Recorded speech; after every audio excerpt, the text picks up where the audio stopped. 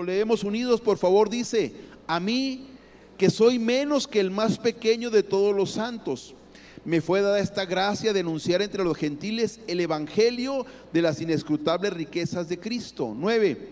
Y de aclarar a todos cuál sea la dispensación del misterio escondido desde los siglos en Dios, que creó todas las cosas, para que la multiforme sabiduría de Dios sea ahora dada a conocer por medio de la iglesia a los principados y potestades en los lugares celestiales, conforme al propósito eterno que hizo en Cristo Jesús nuestro Señor, en quien tenemos seguridad y acceso con confianza por medio de la fe en Él. 13. Por lo cual pido que no desmayéis a causa de mis tribulaciones por vosotros, las cuales son vuestra gloria. Por favor, ocupe su lugar, hermanos.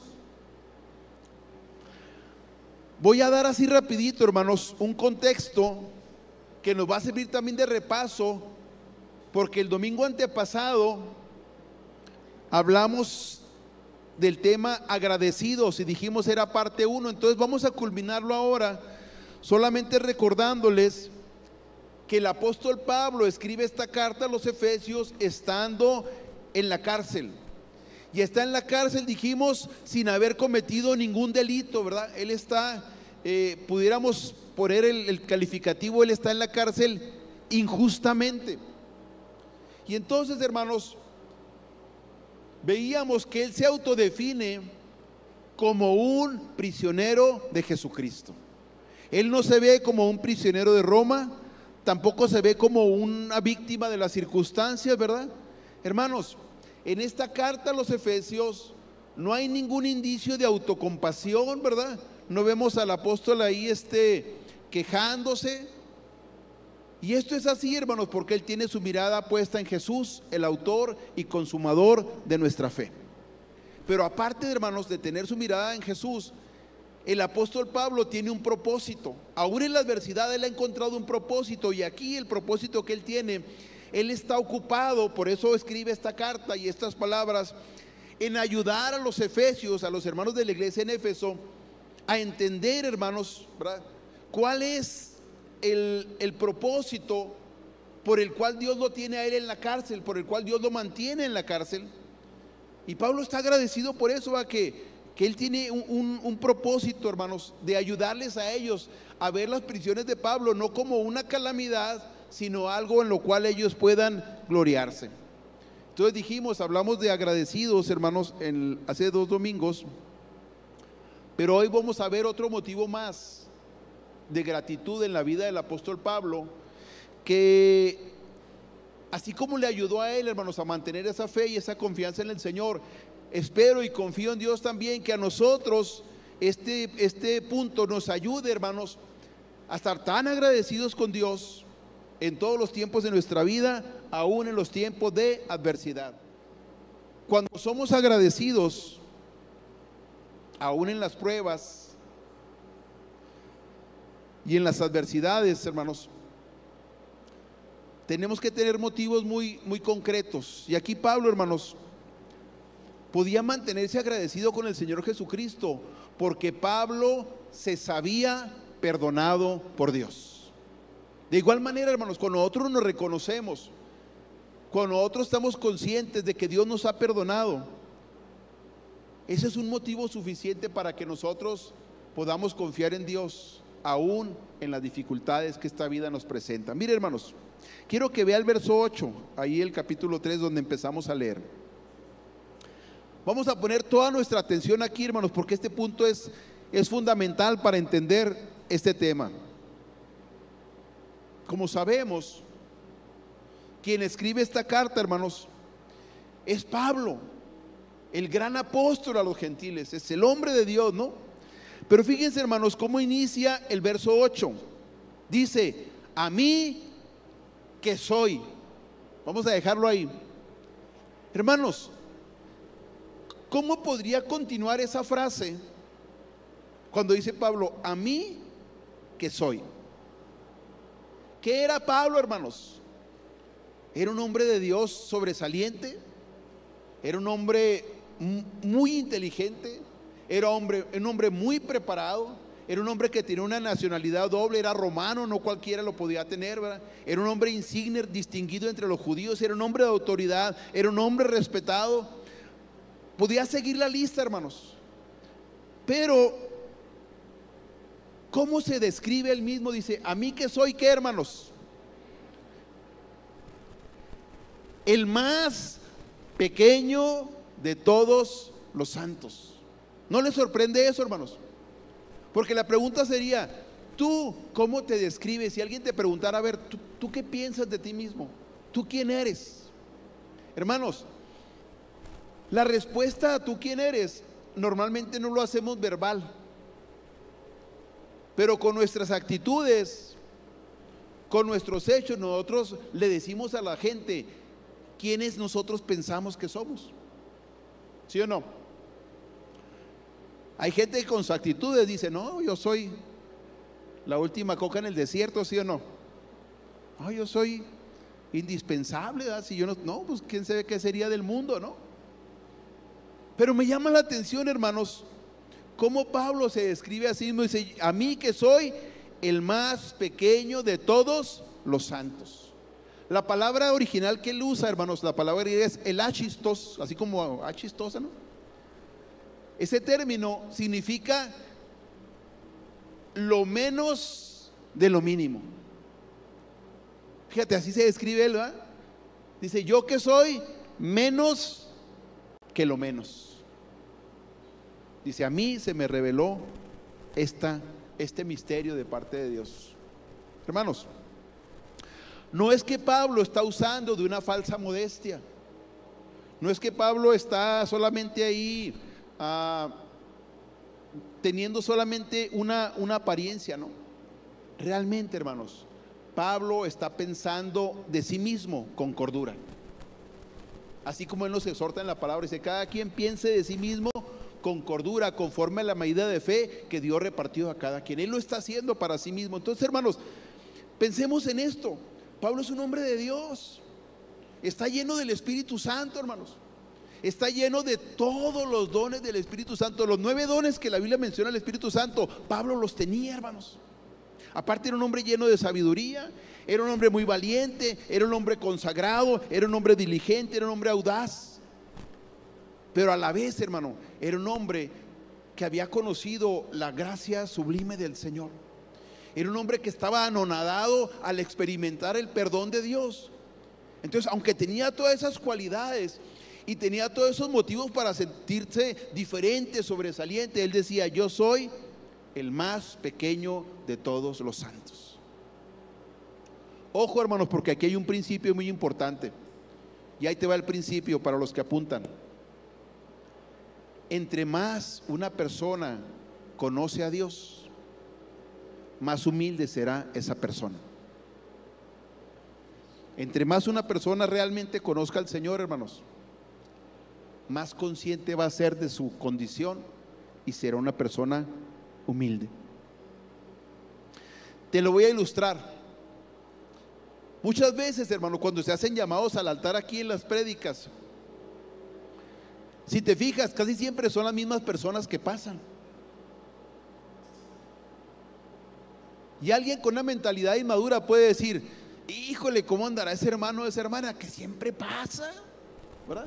O sea, ¿cómo andará acá su corazón, su relación con Dios? La realidad, hermanos, es que la gente que responde a los llamados es la gente más sensible a Dios. Es la gente más consciente de su necesidad. Es la gente que sí, Señor, si me vas a hablar, si me vas a tocar, si me vas a bendecir, yo paso, yo quiero más. ¿Me estoy explicando? No es que sea la gente que ande más mal. Por lo general, hermano, es la gente que es más consciente de su condición y de que Dios le puede ayudar y que Dios le puede tocar y de que Dios le puede bendecir. Pero si una persona no está cerca de Dios, hermano, pues va a pensar que está bien. ¿Me explico? Si no se acerca a la lumbre, va a pensar que está bien y puede seguir así.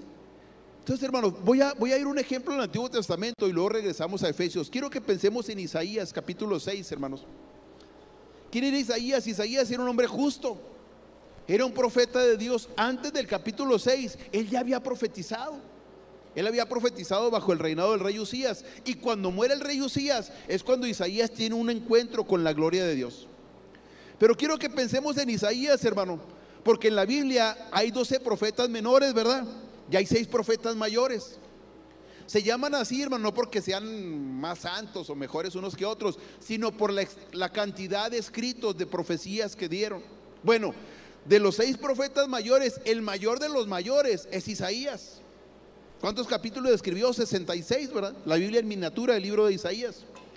Entonces, hermano, quiero que pensemos en esto, porque es el mismo principio que te digo con el apóstol Pablo, y es el mismo principio que tiene que estar vigente en nuestras vidas. Entre más se conoce a Dios, más humilde tiene que ser la persona. Es una evidencia. Entonces, Isaías, hermano, decíamos ahorita, es un hombre que Dios le reveló muchas cosas, entre otras el evangelio ya en el Antiguo Testamento, ¿no? En el capítulo 53, ¿no? Muchas profecías referentes al Mesías. Y entonces Isaías, hermanos, un día entra al templo, ahí está en el capítulo 6, y tiene una visión de la gloria de Dios, ¿verdad? ¿Y qué hizo Isaías, hermano? Fíjate, Isaías era un profeta, era alguien que estaba acostumbrado a escuchar la voz de Dios para cuando le daba palabra. O sea, no era un pecador así empedernido, era una persona que andaba entre azul y buenas noches, era un hombre de Dios.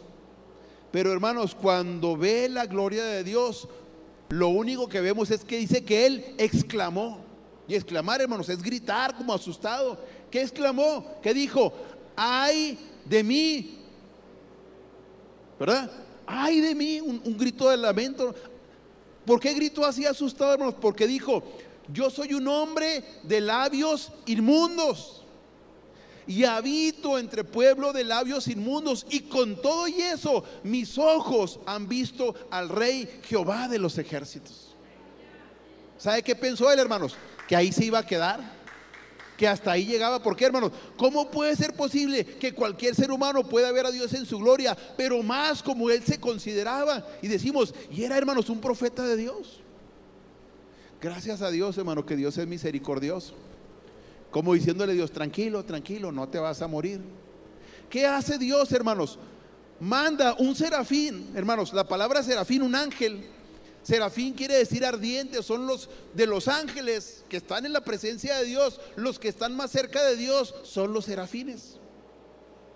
Los querubines son como más guerreros. ¿Recuerdan en el Edén que impidieron que Adán y Eva regresaran después de haber pecado? Entonces los querubines son como más guerreros, ¿no? Pero los serafines son los que están en el trono de Dios, bien cerquitas de la presencia de Dios, de la santidad, de la pureza de Dios. Entonces un serafín, hermano, sale y dice que agarra con unas tenazas un carbón encendido. Quiero que pienses en esto. Si los serafines significan ardientes y están bien cerca de la presencia de Dios, ¿cómo estaría el carbón para que el serafín, que es ardiente, tenga que agarrar unas tenazas y no agarrar el carbón de otra manera? Estaba un carbón encendido, ¿eh? Y con ese carbón y con las tenazas, ¿qué hizo, hermanos? Se lo puso en los labios a Isaías. Le dijo: mira, ahí te va, no vas a morir, con esto voy a limpiar la inmundicia de tus labios. Como diciéndole: bueno, mijo, lávese su boquita con jabón, ¿verdad? Porque sus labios son inmundos. De pasada, hermanos, si a alguien aquí todas se le salen sapos y culebras, pues no tenemos un carbón como esos, pero ahí en la bodega tenemos un soplete. La tecnología, hermanos, ¿verdad? Entonces, hermanos, no, ya en serio, si le pasa eso, yo le recomiendo que pase más tiempo en la palabra de Dios. Porque si pasa más tiempo en la palabra de Dios, usted va a hablar las palabras de Dios. ¿Por qué? Porque de la abundancia del corazón habla la boca. Yo sé que a veces en los ambientes, en los trabajos, pues todo el mundo habla, ¿verdad? Y a veces puede que usted pueda ser influenciado por eso. Por eso llénese de la palabra de Dios, para que no se lo lleve también la corriente y de repente ya le ande contestando a los demás como los demás hablan. Usted me entiende, ¿verdad? Ok. Por misericordia de Dios, hermanos, Isaías no murió, ¿verdad? Porque Dios ahí le limpió sus labios, ¿verdad? Pero, hermanos, este hombre estuvo expuesto a la santidad de Dios. Estuvo muy cerquitas, hermano, del trono de Dios. Y déjeme le digo algo: es más peligroso estar cerca de la presencia de Dios, hermanos, que estar cerca del sol. Es más peligroso estar a 1 metro del trono de Dios que a 1 metro del sol, que tiene a millones de grados centígrados, ¿verdad? Porque ahí está, hermanos, ahí irradia la gloria del Señor. Y ahí, hermanos, Isaías se dio cuenta de su indignidad. Hermanos, la presencia de Dios impone. La grandeza de Dios nos hace sentir, hermanos, lo que realmente somos nosotros, hermanos. Cuando alguien ve a Dios, cuando alguien se encuentra con Dios, automáticamente, hermanos, su percepción acerca de sí mismo cambia. Y somos más y más conscientes de nuestra indignidad y de nuestra pecaminosidad. Nos conviene, hermanos, acercarnos a la presencia de Dios, porque el Señor nos da como una radiografía en automático, no como en el seguro que venga dentro de 3 meses por la radiografía, hermanos. Ahí el Señor inmediatamente nos dice, hermanos, cómo Él ve nuestro corazón, y nos conviene saber cómo Dios nos ve. Pero ahí les va. El doctor Martin Lloyd Jones, un hombre que vivió en el siglo XIX, hermanos, empezando el siglo XX, en su libro Avivamiento expresa esta idea de la siguiente manera. Se lo voy a leer. Dice, y cito del doctor Lloyd Jones, dice: en el momento que el pueblo de Dios tiene esta experiencia, o sea, la experiencia de un avivamiento, ¿verdad?, de acercarse con Dios, dice, aunque hayan sido cristianos durante años y años, se sienten completamente indignos, se ven a sí mismos como pecadores, como nunca antes lo habían hecho. Sigue diciendo, algunos de ellos incluso han dudado si alguna vez han sido cristianos. Están equivocados, por supuesto, pero la visión de la santidad de Dios, su realización, les ha hecho ver más que nada su propia pecaminosidad y su propia indignidad. Y luego dice, esta experiencia es invariable. Fin de la cita. Yo tomo las palabras del doctor donde dice al final, hermanos, es invariable. ¿Qué significa? Que cada vez, hermanos, sin excepción, que alguien se ha encontrado con la presencia de Dios, esto es lo que le ha pasado. Si no, revisen la escritura con cuidado. Lo que hicieron los hombres y las mujeres que se encontraron con la gloria de Dios, sin excepción, hermano, la primera reacción es suelo. ¿Sí o no? Postrarse, cerrar los ojos ante la gloria y decirle, Señor, hasta aquí llegué. Y en todos y cada uno de los casos Dios le decía, no te apures, no vas a morir. Porque ellos sabían, si ya había el Señor, es que este es el fin, ¿no? ¿Por qué, hermanos? Porque aunque es un Dios de amor, un Dios misericordioso, su presencia, hermanos, impone, ¿no? Hermanos, si a veces la presencia de personas importantes impone, le ha tocado ver gente que al ver su artista favorito se desmaya, ¿sí o no? La chavita y grita y luego se desmaya, ¿sí o no? Y son personas, son seres humanos, ¿sí o no? O otros a ver a su deportista, a su ídolo deportivo, ¿verdad? Vea los videos ahí en YouTube, sale tal deportista o el otro famoso, y los chavitos lloran y son impactados, ¿verdad? Y ante esas gentes algunos hasta se desmayan. El único que se tira solo es el Neymar, ¿verdad? La gente no sé, él es el que él se tira solo, ¿verdad? Pero bueno, ese es otro asunto, ¿verdad? Los demás, la gente es la que va al suelo, ¿no? Hermanos, el punto es que mientras más Pablo conocía a Cristo, más humilde era. En términos de Juan el Bautista, hermanos, Cristo cada vez más crecía y Pablo cada vez más menguaba, cada vez más decrecía. Así es como funciona esto, hermano.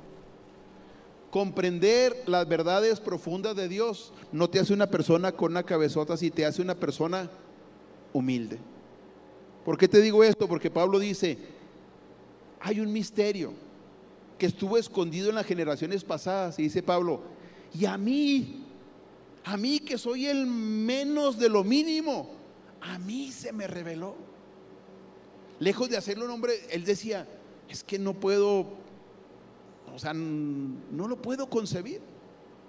¿Cómo Dios, siendo lo que yo soy, me da esta bendición? ¿Recuerdas cómo se llamaba Pablo antes de ser cristiano? Se llamaba Saulo. ¿De dónde tomaron sus papás ese nombre? De Saúl. Saulo es Saúl. O sea, los papás cuando nació él dijeron, este se va a llamar como el primer rey de Israel. Es importante los nombres que elegimos para nuestros hijos, ¿no? Como sabemos, Saúl fue un rey orgulloso, voluntarioso, desobediente a Dios y muy, muy egoísta. ¿Cómo era Saulo antes de conocer a Cristo, hermanos? Crecido, orgulloso, pensaba que él lo sabía todo, incluso se atrevió a perseguir a la iglesia de Dios, ¿verdad? Pero hermanos, cuando Pablo viene a Cristo, ¿sabe qué hace? Se cambia el nombre. Ya no se llama Saulo, ahora se llama Pablo. Y Pablo es un nombre latino, hermanos, y Pablo significa literalmente pequeño. O sea, él de tener un nombre del primer de Israel, de un hombre acá poderoso y todo, él cambia su nombre voluntariamente, ahora se llama Pablo. ¿Por qué se cambia ese nombre? Porque él se dio cuenta lo insignificante que era. De hecho, hermanos, este versículo que estamos viendo es un juego de palabras que usa Pablo. Dice, a mí que soy el más pequeño, dice, yo Pablo, que soy el más pequeño de los Pablos, o sea, el más pequeño de los pequeños, es lo que hace este juego de palabras. Dice, a mí se me reveló esta grande bendición. ¿Qué es lo que está diciendo? Yo soy un hombre pequeño. La historia dice que Pablo, hermanos, también era un hombre pequeño de estatura, pequeño espiritualmente, pequeño moralmente. Dijo, yo para acabar pronto soy el menos de todos los cristianos. Hay un dato bien interesante, hermanos. Póngase, le estoy con la Biblia, le voy a dar una progresión en el tiempo de cómo Pablo fue, vamos a decirlo así, ajustando lo que él pensaba de sí mismo. Es importante, hermanos, que nosotros cambiemos nuestra forma de pensar de nosotros mismos conforme vamos conociendo más al Señor. Porque si yo sigo pensando de mí lo mismo que hace 5 años, que 10, hermano, quiere decir que no estoy conociendo más a Dios. Quiero decir que Cristo no está creciendo más en mí y yo voy para abajo, sino que a lo mejor estamos ahí tablas, o a lo mejor yo estoy creciendo y Cristo está decreciendo. Pero Pablo, hermanos, nos muestra en la palabra cómo él fue cambiando su percepción de sí mismo, ¿verdad? A medida que conocía más a Cristo. Fíjate, en el año 55 antes de Cristo se escribió primero a los Corintios 15:9. En el año 55 Pablo pensaba esto de sí mismo. Primero a los Corintios 15:9 dice, porque yo soy el más pequeño de ¿qué? De los apóstoles. Pensé que estaba ahí, ¿verdad? De los apóstoles. Dice Pablo, porque no soy digno de ser llamado apóstol, porque perseguí a la iglesia de Dios. Fíjate bien, año 55, Pablo dice, ¿saben qué? Yo ni merezco ser llamado apóstol, como Pedro, como Juan, como Santiago. Yo no lo merezco. ¿Por qué? Porque yo perseguí a la iglesia de Dios. ¿Yo qué ando haciendo ahí entre los apóstoles? No lo merezco. Hermanos, pero no cualquiera era apóstol, ¿me explico? Entonces dice, yo no merezco ser apóstol. Bueno, pues a lo mejor eso piensas, pero sí predicador, sí evangelista, sí misionero, ¿no? Pero fíjate, año 61, 6 años después, Efesios 3:8, lo que estamos leyendo, ya no dice, no solamente no soy digno de ser llamado apóstol, ahora dice, de los cristianos, de los santos, de los creyentes, yo soy el más pequeño, el menos que lo menos. A ver, hermano, hermana, tú, entre los hermanos, ¿tú qué te consideras? ¿De los más o menos? ¿De los de en medio? ¿De los de abajo? Ni fu ni fa, como dijo el Kiko. Me doy, no. O sea, ¿cómo se considera? Honestamente, no tiene que decirlo aquí. Cuando usted piensa en los cristianos, cuando usted piensa en la iglesia, ¿usted de cuáles se considera? ¿De los del 10, de 9, de 7, de panzazo extraordinario o qué, hermano? Porque Pablo, hermanos, con toda honestidad, decíamos ahorita, sin alardear, sin falsa modestia, él decía, de los creyentes, de los santos, yo soy menos que lo mínimo. Pero la cosa no para ahí. En el año 63, dice 1 Timoteo 1:15, ya no solamente se considera indigno de ser apóstol, ya no solamente dice que de los cristianos él es el menos, dice aquí, palabra fiel y digna de ser recibida por todos, que Cristo Jesús vino al mundo para salvar a los pecadores. Ya no habla de apóstoles, ya no habla de cristianos, habla de pecadores, hermano. ¿Y qué dice? De los cuales yo soy el primero. ¿Por qué, hermanos? ¿Por qué vemos esta percepción tan diferente en Pablo? Porque era un hombre que no tenía una convicción firme, porque un hombre que cambiaba cuando cambiaban las circunstancias. No, porque se llenaba más y más y más de Cristo. Y entonces, hermano, la gracia de Dios, la gloria de Dios, la santidad lo hacía ver, hermanos, cuál era su verdadera condición. Porque es el Espíritu Santo el que lo está moviendo a escribir esto, a decir de los pecadores, yo soy el primero. Esta progresión, hermanos, debe verse también en nosotros. Entre más conozcamos a Dios, más y más conscientes tenemos que estar, hermanos, de nuestra propia indignidad. Hermanos, ¿usted cree que Pablo no se ponía a pensar? Decía, es que antes yo era un blasfemo, yo era un perseguidor de la iglesia de Dios. O sea, ¿quién se iba a imaginar que este hombre un día iba a alcanzar misericordia?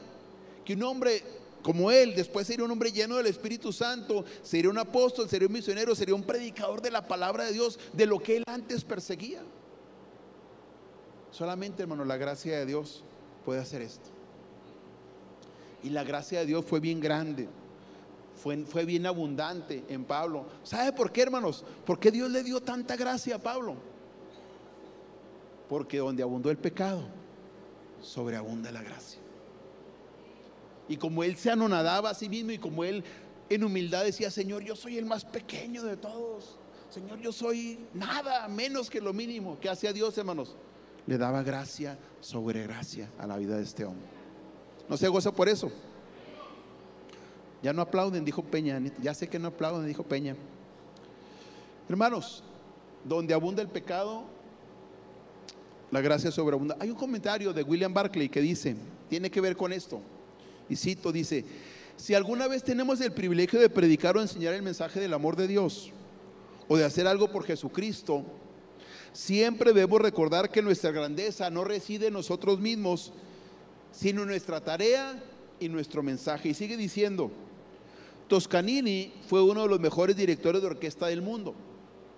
Una vez, cuando estaba tocando con una orquesta para prepararse para tocar una de las sinfonías de Beethoven, Toscanini le dijo a los miembros de la orquesta, caballeros, yo no soy nada,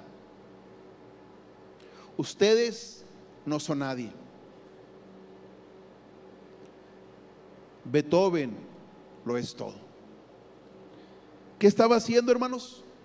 Le estaba haciendo notar que la función de ellos al tocar ahí no era verse ellos mismos, sino reflejar fielmente, hermanos, el arte de Beethoven, que tenían que olvidarse de sí mismos, de figurar, de aparecer, para que esa sinfonía fluyera, hermanos, de la manera correcta.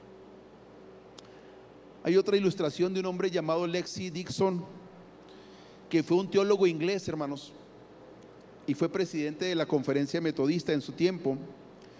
Dice que una vez este hombre tuvo una conversación con un estudiante. Este estudiante había estado en un culto en la capilla de esa universidad, y el estudiante le comentó que en una predicación de una persona, Dios lo había inquietado para que él se dedicara al ministerio, que él iba a dedicarse a servir a Dios. Y este hombre, Lexi Dixon, de forma natural le dijo, oye, ¿y quién fue el predicador que Dios usó para que tú sintieras el llamado al ministerio? Y este joven le respondió, no tengo ni idea. Y Lexi Dixon dijo, esa es la verdadera predicación, que no sepamos ni quién habló, pero que Cristo hable a nuestro corazón. Porque a veces, hermanos, estamos tan ocupados. Es trágico, es lamentable que a veces antepongamos, hermano, nuestro propio prestigio, que a veces queramos nosotros aparecer, que a veces queramos ser reconocidos. Lo que nos debe preocupar, hermanos, es que Cristo sea visto y que solamente Él sea glorificado. Esa es la tarea de todos nosotros. Entonces estamos viendo, hermanos, que el agradecimiento es un ingrediente muy esencial para que nosotros podamos ser humildes.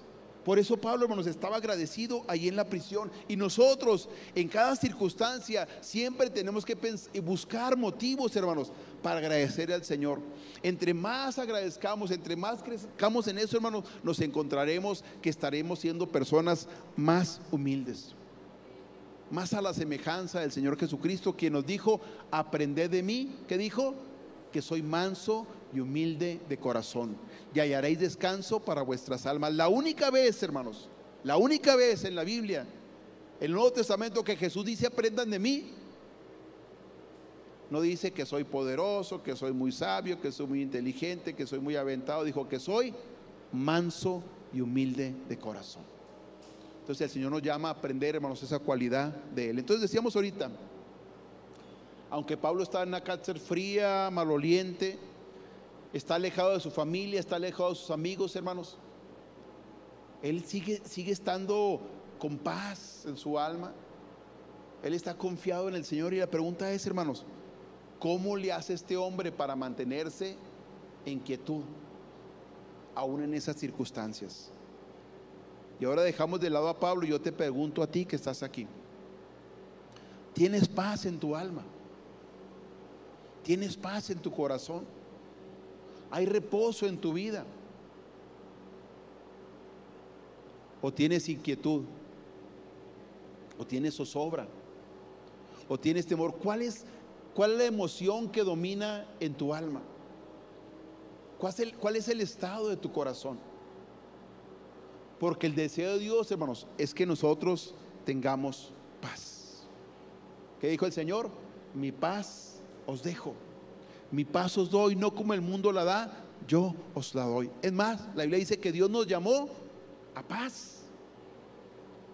Entonces, en la vida de todo creyente, hermanos, el estado normal, el estado habitual debe ser un corazón confiado en Dios, sin importar las circunstancias, porque la paz de Dios va más allá que todo eso, va más allá que todo entendimiento. La pregunta es, hermanos, entonces, ¿cómo le hago yo? ¿Cómo le haces tú para experimentar paz en el corazón? ¿Cuál es el principio bíblico? ¿Qué es lo que tenemos que hacer, hermanos? Lo vemos aquí en el caso de Pablo. Empieza por agradecerle a Dios su misericordia. Empieza por agradecerle a Dios su perdón. Y luego enseguida busca motivos, busca propósitos que Dios esté persiguiendo en tu vida, en la circunstancia que estás pasando. Pablo ahí en la prisión dijo: bueno, ya no puedo predicar, ya no puedo hacer lo que estoy aquí encerrado, estoy encadenado, ni siquiera me puedo mover. ¿Qué puedo hacer? Ya sé, voy a ayudar a los hermanos para que ellos entiendan que sea lo que sea que venga a nuestra vida, siempre hay un propósito en Dios y siempre Dios estará con nosotros.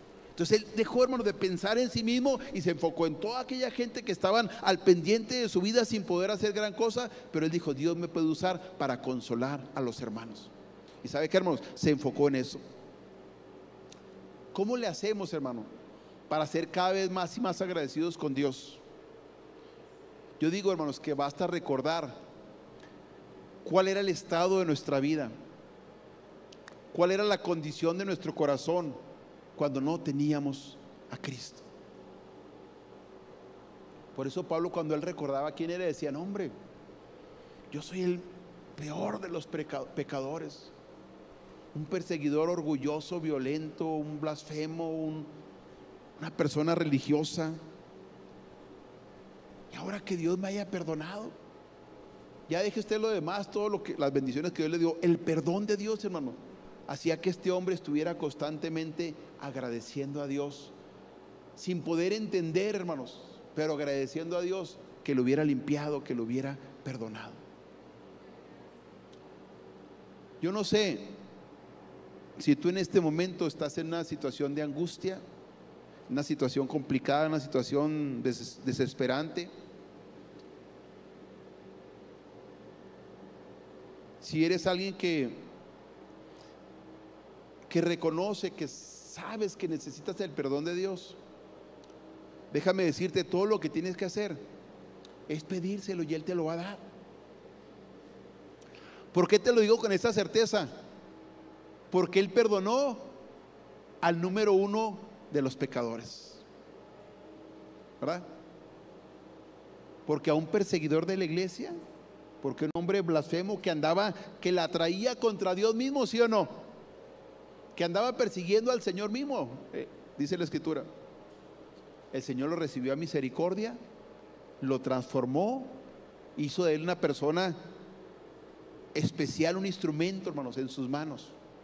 Si lo pudo hacer con Pablo, que era el número uno de los pecadores, seguramente lo puede hacer contigo, si tú se lo pides, si tú te dispones, ¿verdad? Y la otra cosa, hermanos, si ya tienes al Señor en tu vida, ¿verdad? Si estás caminando con el Señor y en tu corazón encuentras que hay esa incertidumbre, que hay desesperación, que hay angustia, si el tiempo es difícil, empieza por agradecerle a Dios su perdón y pídele a Dios que te ayude a encontrar un propósito en esta circunstancia. Y entre más le agradezcas al Señor, tu corazón va a experimentar más la paz del Señor. Y entre más quietud tengas, entre más paz, va a ser más fácil que tú encuentres el propósito que Dios tiene. ¿Por qué estás pasando esa situación? Porque Dios, hermanos, todo lo hace con un propósito. Y ese propósito siempre será de bendición, siempre será de crecimiento, hermanos. Y al final nosotros veremos lo que ya sabemos, hermano, pero que a veces es complicado entender o aceptar plenamente o compaginarlo con nuestras circunstancias. Que la voluntad de Dios siempre es buena, siempre es agradable y siempre es perfecta. Que nuestro Dios es un Dios perfecto, es un Dios que no se equivoca, es un Dios que los propósitos que tiene con cada uno de nosotros son propósitos buenos, son propósitos de crecimiento. Hermanos, qué bueno es tener un Dios así, digno de nuestra confianza, digno de nuestra adoración, digno de nuestro agradecimiento. Ponte de pie, por favor. Yo no te voy a decir porque yo no sé y yo no conozco lo que hay en tu corazón, pero ahí en tu corazón seguramente tú puedes encontrar motivos de gratitud al Señor. Sea cual sea tu circunstancia, si tú te aplicas, tú vas a encontrar muchos motivos de gratitud al Señor. ¿Qué te parece si empezamos con agradecerle su perdón para nuestras vidas? A lo mejor no somos el número uno de los pecadores, pero te aseguro que no estábamos en los lugares muy alejados de Pablo, ¿no? Tú dices, es que yo no me considero así tan malo, tan de los primeros lugares de pecadores. Quizá no, pero entre más te acerques a Dios, Él te va a revelar tu necesidad. Padre, venimos delante de ti. Queremos venir con gratitud delante de ti, Señor. Que tú nos hayas perdonado, Señor. Que siendo lo que nosotros fuimos, Señor, tú con tus manos limpias, amorosas, hayas venido a limpiarnos, Señor. Hayas venido a interesarte en nuestras vidas, Señor. Que aun cuando nosotros ni pensábamos en ti, Señor, cuando no nos importaba, Señor, el sacrificio de Cristo, Señor, cuando nuestras vidas corrían presurosas, Señor, al mal, a lo pecaminoso, a lo sucio, Señor, tú nos amaste, Señor, y nos rescataste. Y ahí en ese pecado sobreabundó tu gracia, Señor. Y en algún momento, Señor, fuimos conscientes de esa necesidad y te pedimos perdón y clamamos, Señor, por misericordia, porque era todo lo que podíamos hacer. No había en nosotros un poder de cambiar, Señor. No hay en el hombre esa capacidad, Señor, de regenerarse a sí mismo, Señor. Tiene que ser tu gracia, tiene que ser tu poder, tiene que ser tu amor, Señor, cambiando los corazones, Padre. Gracias por la experiencia personal que tuvimos, Señor, de experimentar tu perdón y tu gracia en nuestras propias vidas, de ver cómo nuestras vidas, Señor, tú las cambiaste, Señor. El experimentar, Señor, la limpieza en la sangre de Cristo, Señor. El que tú cambiaste nuestro destino, Señor. El que tú nos diste una vida diferente, Señor. El que tú, Señor, escribiste nuestros nombres en el libro de la vida, Señor. Que tú nos diste un lugar en tu reino, Señor. Que hemos visto tu mano, hemos visto tus milagros, hemos visto tu provisión, hemos visto tu cuidado, Señor. Gracias, Señor, porque no lo merecíamos, Dios. No es que en algún momento fuimos inteligentes y tomamos buenas decisiones, Señor, sino que esto es por revelación de tu Espíritu Santo. No es algo que nosotros alcanzamos por nosotros mismos, Señor. No es que nosotros te hayamos buscado, es que tú nos buscaste a nosotros, Señor. Es que tú nos llamaste con llamamiento santo. Es que fuimos sensibles a tu Espíritu Santo que hablaba, Señor, a nuestras vidas, Señor. Y tu amor pudo más que nosotros. Nos sedujiste con tu amor. Más fuerte fuiste que nosotros, Dios. Y aquí estamos, Señor, por tu gracia. Tenemos tanto que agradecerte, Señor. Oh Dios, que seamos así de agradecidos como era el apóstol Pablo, Señor.